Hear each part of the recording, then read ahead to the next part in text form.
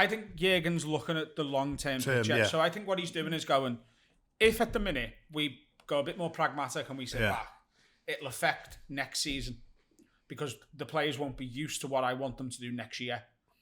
I think he's gambling on the fact that they aren't good enough to do it well enough to win the league this year or the Champions League. But they're good enough at it to get in the top 4. Yeah. He's gambling that the points we drop because the coherence isn't there yet won't be enough to keep us out of the Champions League. I think it's a big gamble. I think it'll be a close gamble.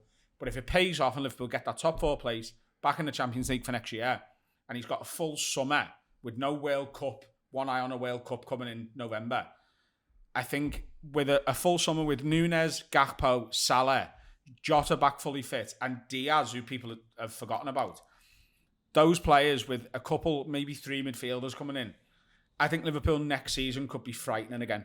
But he needs a bit of time. Is it you'll get Bellingham? Because there's big rumours that it's Liverpool going to go for Bellingham or what?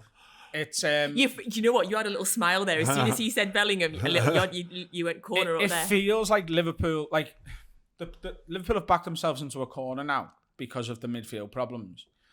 It has to be Bellingham. It's very public that he's the one Klopp wants. You know, Trent and Henderson at the World Cup didn't leave him. Like every picture of England training or an interview, if it was Bellingham, Henderson's just sat behind him and Trent's right next to him. They're going out for a walk together. Like Liverpool have thrown the kitchen sink at this lad. And yeah, he's going to cost 140 million or whatever it is. But if you buy Bellingham at 19 and you keep him till he's 32, 140 million across 13 years. Well, you depreciate it. You depreciate it in your books every year anyway. You know what I mean? So the depreciation is there. And of course, I'm not so sure about Europe, but all of us pay over the length of the contract now. Yeah. So it's not like, here's 140 million. It's like, you know, here's a 6-year contract. Oh, you can't have any more than 5 now. Chelsea spoiled that, didn't they? So over 5 years paying that 140 I think Liverpool have got to get Bellingham and they've got to get a right back to compete with Trent and they've got to get a defensive midfielder because Bellingham's a box-to-box. He's an 8. And you've got Harvey Elliott there, who's a really talented lad, but he can't play this Henderson role.